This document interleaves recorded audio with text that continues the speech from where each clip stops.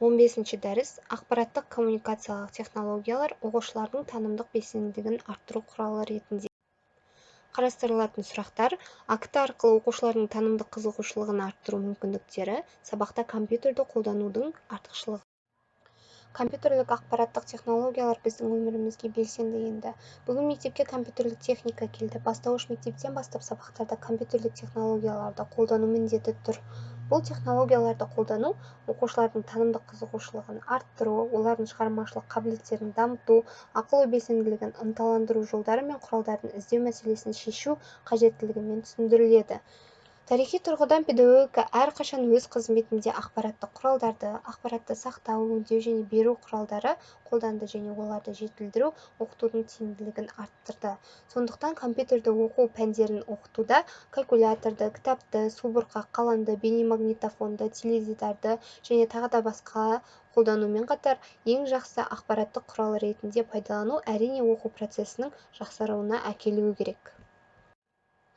Мұғалім өсіп келе жатқан және дамып келе жатқан тұлғаны тәрбиелеу мен оқытудың көптеген мәселелерін шешеді. Оны қалай жақсы жасау керек, теоретиктер мен практиктер күресетін мәселе. Сонымен қатар педагогикалық ізденістерде дамытушылық оқыту идеясы жетекші болып табылады. Соңғы жылдары жаңа ақпараттық технологиялардың қарқынды даму және оларды Қазақстан Республикасына енгізу баланың жеке басының дамуына белгілі бір із қалдырды. Жаңа ақпараттың, жанаманың қуатты ағымы, теледидарда компьютерлік технологияны қолдану, ойын консольдерін, электронды ойыншықтар мен компьютерлерді тарату баланың тәрбиесі мен оның айналасындағы әлемді қабылдауға үлкен әсер етеді. Индустриалды дамыған елдердің мектептерінде апробацияланған әдістердің бірі компьютер. Соңғы жылдары техникалық прогресс бізге әсер етті. Кеше фантастикалық болып көрінген нәрсе біздің өмірімізге енді. Балалар барлық жаңалықтарды тез бойына сіңіреді. Олар ұялы телефондарды, компьютерлерді, түрлі DVD ойнатқыштарды және тағы да басқа сенімді пайдаланады. Нәтижесінде жұмыс тәжірибесі көрсеткендей, оқуға деген ынтаның әлсіздігі байқалады. Сабақтардағы оқушылардың танымдық белсенділігі төмендейді. Өз бетінше ойлауға және жұмыс істеуге және жай оқуға деген ықыласы төмендейді. Қазіргі акті ең маңызды дидактикалық принципті көрнекілік принципін жүзеге асырады. Акті арқылы ұсынылған нысандар ақпараттық түрлі түсті процестерді жан-жақты қарастыруға мүмкіндік береді. Көптеген мысалдар келтіруге болады, бірақ осы мысалдардан бір нәрсе айқын болады. Акті қолдану студентті қызықтыруға мүмкіндік береді. Қызығушылық мотивация элементтерінің бірі болып табылады. Сонымен қатар ақпараттық коммуникациялық технологиялар оқытуды проблемалық, шығармашылық, зерттеу белсенділігіне бағытталған етуге мүмкіндік береді. Өйткені оларды қолдану жобалық оқыту әдісін қолдану мүмкіндігін арттырады. Компьютерлер мұғалімді толығымен алмастыра алмайтынын және мүмкін еместігін, оның жұмысын да мектеп оқушыларының оқу іс-әрекетін де толығымен автоматтандырмайтынын және компьютерлендіре алмайтындығын түсіну керек. Жаңа компьютерлік технологияларды енгізу пәннің дәстүрлі әдістемесін алмастырмайтынына сенімдімін. Олар бұрынғы оқу әдістерінің орнына емес, олармен бірге қолданылады. Оқушының қабілеттерін дамыту көптеген факторларға, соның ішінде оқу материалының көрнекі және оны қабылдауға қаншалықты ыңғайлы екендігіне байланысты. Оқушылар еріксіз жарқын болған кезде шоғырланады және оқушының эмоционалды көзқарасын тудырады. Компьютер мұғалімге осындай мүмкіндіктер береді. Бұл оқушымен бірге танымның қызықты процесін тамашалауға мүмкіндік береді. Бұл мектеп кабинетінің қабырғаларының қиялдың күшімен ғана емес, сонымен қатар жаңа технологиялардың көмегімен жарқын түсті әлемге енуге мүмкіндік береді. Сабақта мультимедиалық құралдарды қолданған кезде оқу мен ойын арасындағы сызық жойылады. Ең қиын тақырыптарды зерттеу білім елі арқылы қызықты саяхатқа айналады. Компьютер көмегімен жаңа материалды үйрену білім алушыларға материалды жақсы түсінуге және тез есте сақтауға мүмкіндік береді. Мазмұны, материалды ұсыну құралдары, жұмысты ұйымдастыру формалары, компьютермен жұмыс кезінде қолданылатын әдістемелік әдістер бірқатар ерекшеліктерге ие. Компьютерді физиологиялық ерекшеліктерді ескере отырып қана қолдануға болатындығын ескеру керек. Яғни сабақта 10-20 минуттан аспайды. Сондықтан мұғалім әр нақты сабақтың қай кезеңінде оны қолдану тиімді болатындығын нақты анықтауы керек. Тапсырмаларды орындау үшін сабақта компьютерді қолдану ерекшеліктері. Біріншіден, оқу процесінің көрнекілігін арттыру. Екіншіден, қолжетімділік және жеке көзқарас. Үшіншіден, кері байланысты қамтамасыз ету мүмкіндігі. Төртіншіден, ақпаратты қабылдаудың барлық жүйелерін пайдаланудың шексіз мүмкіндігі. Бесіншіден, ұжымдық және топтық жұмысты ұйымдастыру. Сабақта жетекші іс-әрекеттің ойыннан оқуға ауысуы байқалады. Ол жиі өте ауыр және белгілі психологиялық проблемалармен бірге жүреді. Компьютердің ойын мүмкіндіктерін дидактикалық мүмкіндіктермен бірге пайдалану, ақпаратты визуалды түрде ұсыну, оқу бағдарламасы мен бала арасындағы кері байланысты қамтамасыз ету, дұрыс әрекеттерді ынталандырудың кең мүмкіндіктері, оқу іс-әрекетіне неғұрлым тегіс ауысуды қамтамасыз етеді. Ойын бағдарламалары оқу мотивациясын қалыптастыруға ықпал етеді, бастама мен шығармашылық ойлауды ынталандырады.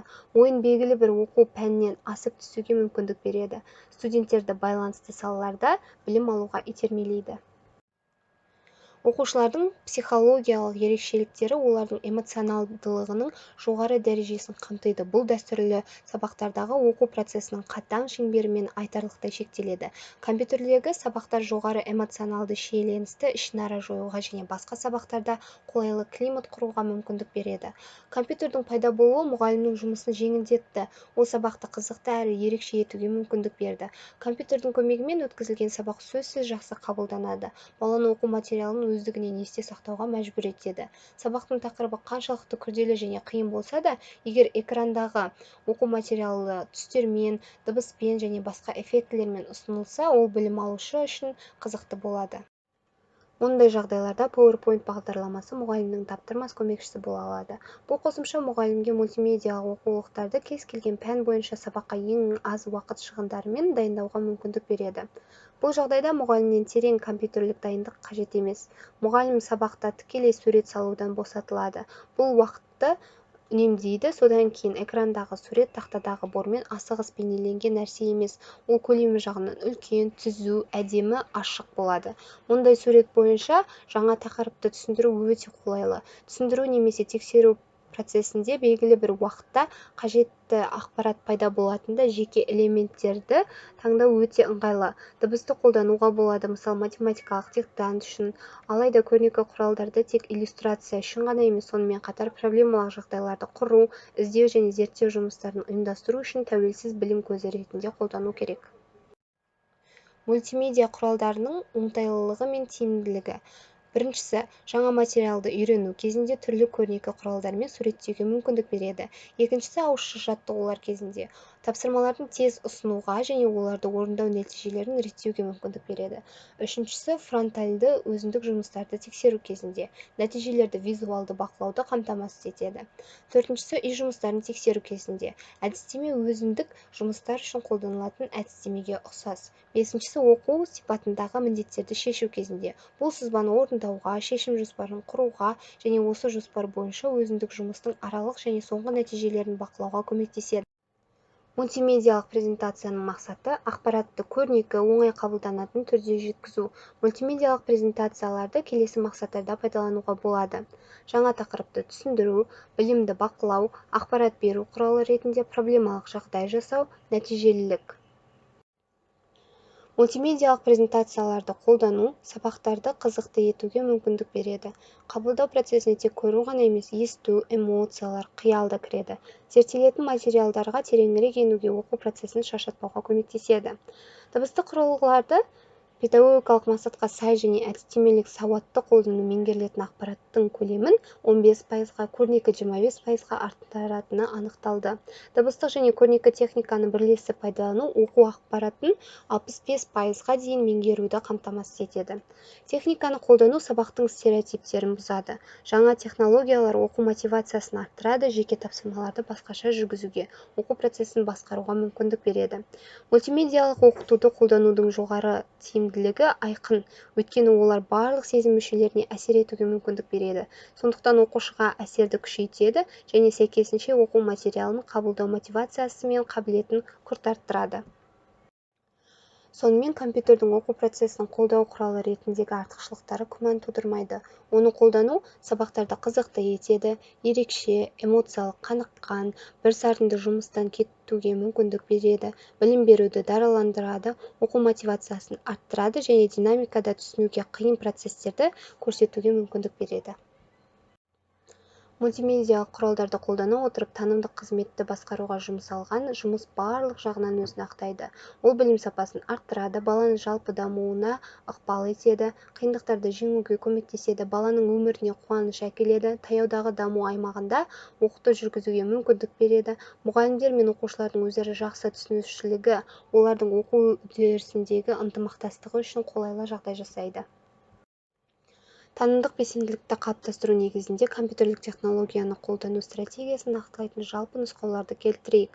Біріншісі, оқытудың компьютерлік технологиялары оқу іс-әрекеттері мен амалдарын ескере отырып танымдық белсенділігінің барлық түрлерін қамтитындай мақсатта құрылу керек. Бұл оқыту үрдісінде компьютерді қолдану ешқандай кемшілікті болдыртпайды. Компьютерлік технология оқушыларға білім беріп қана қоймай, оқушылардың танымдық белсенділігін қалыптастырып, басқару қызметін де атқару керек.